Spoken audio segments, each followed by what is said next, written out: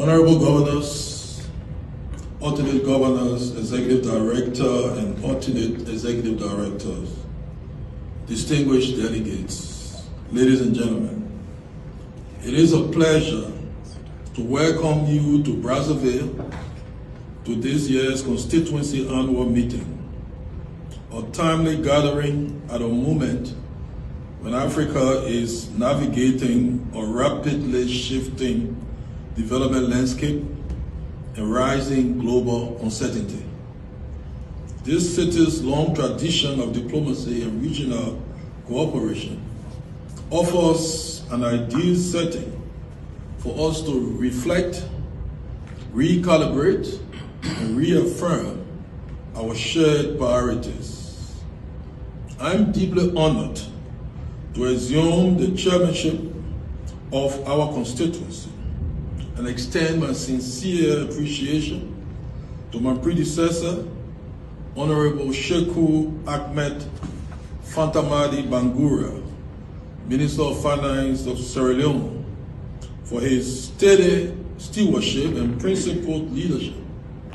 His tenure strengthened our cohesion and elevated our collective influence within the bank's governance structures.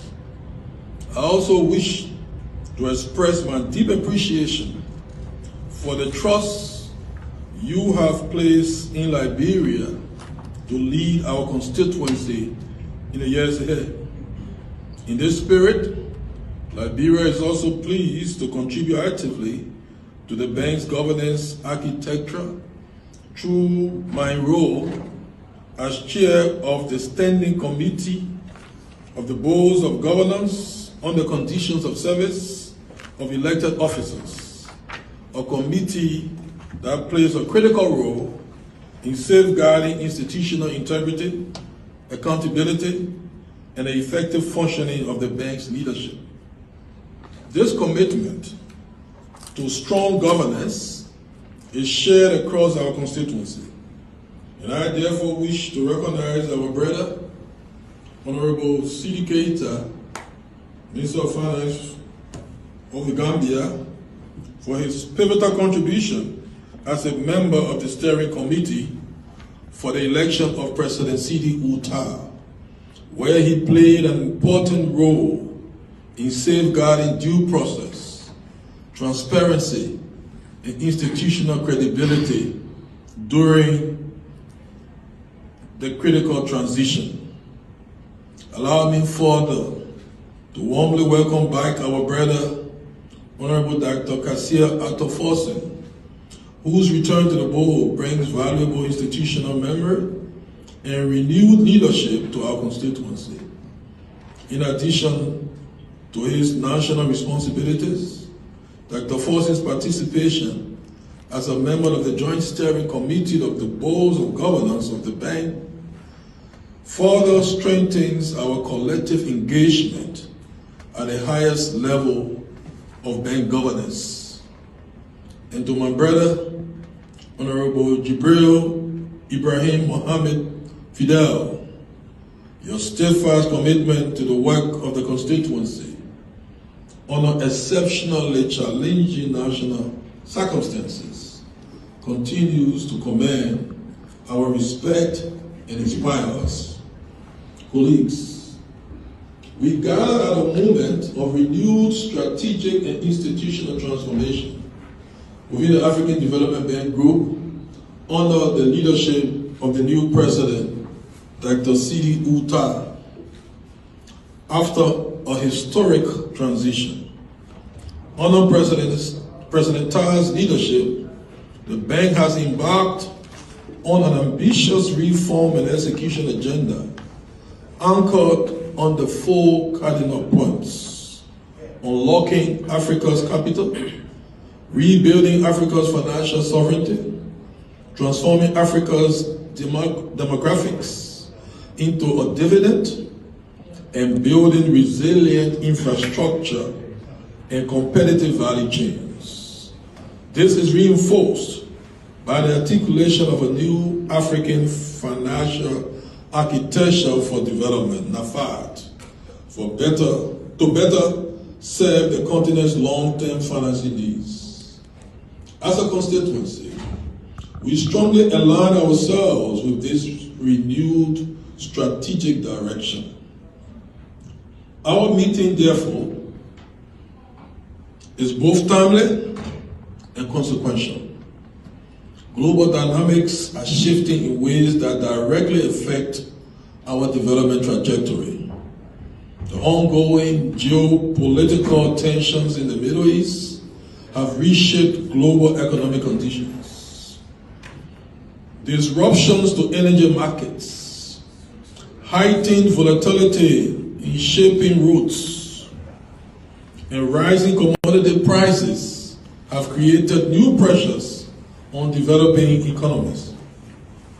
For our constituency, where several countries are net importers of fuel, food, and essential goods, these shocks translate into higher import bills and inflationary pressures, reduced fiscal space for development spending, greater uncertainty in external resource flows, and increased competition for concessional financing.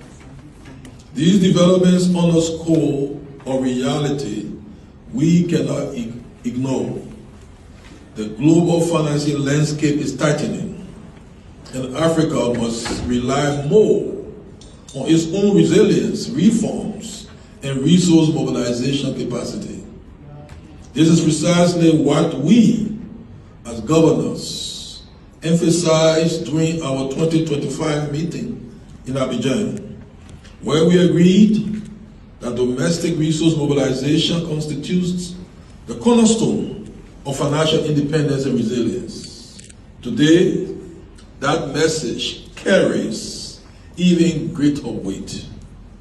It calls on us as governors to exercise leadership with clarity, unity, and foresight, ensuring that our constituency remains a credible, influential, and constructive partner in shaping the bank's response to Africa's development challenges and opportunities. Yet, even against this challenging backdrop, our constituency continues to demonstrate resilience and forward momentum. Across our 5 countries, recent developments offer encouraging signs of progress. In the Gambia, the tourism sector is experiencing a strong rebound, with the 2025-2026 season recording one of the highest visitor arrivals in a decade, while new solar mini-grid installations are expanding electricity access in rural communities. In Ghana, macroeconomic stabilization is gaining traction, with inflation easing and the cedi strengthening, supported by the rollout of digital revenue systems and the expansion of Accra's fast-growing fintech ecosystem. In Liberia, governance and economic reforms measures are advancing through the digitization of government payments and procurement processes, and significant investments in roads and energy are addressing the key constraints to growth and unlocking the potential of the economy. In Sierra Leone, the free quality education program continues to earn international recognition, and renewed investor interest in iron ore and critical minerals is strengthening prospects in the mining sector. In Sudan, despite profound challenges, the economy began to recover in 2025, with real GDP growth rebounding and inflation declining significantly. This improvement reflects a combination of tighter macroeconomic management and a gradual resumption of economic activity. These developments remind us that even in a turbulent global environment, our countries continue to move forward with determination, reform, commitment, and resilience. The Constituency Annual Report reinforces this momentum. Approvals for the constituency rose to UA 223 million in 2025, a 238% increase from 2024. Sudan and Ghana led major operations, while the Gambia, Liberia, and Sierra Leone benefited from targeted interventions in social development, agriculture, and crisis response.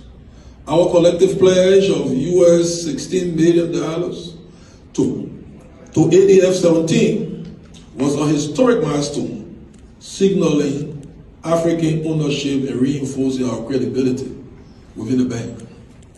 At the same time, the report reminds us of persistent challenges. 24.4% of operations remain flagged, reflecting delays in procurement, PIU capacity, and fragility-related disruptions. Shareholding erosion and arrears continue to weaken our influence. Non-sovereign operations remain limited, despite the centrality of private sector development to job creation and economic transformation. These are areas where we must accelerate progress. Colleagues, allow me to frame our agenda for 2026 around 3 strategic priorities.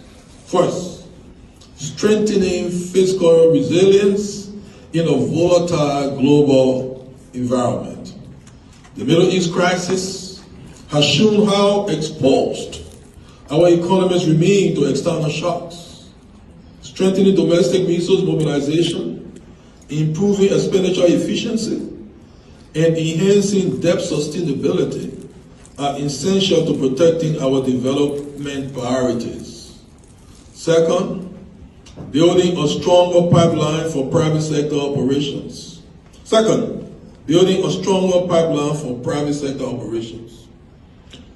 Our constituency recorded no non-sovereign approvals in 2025.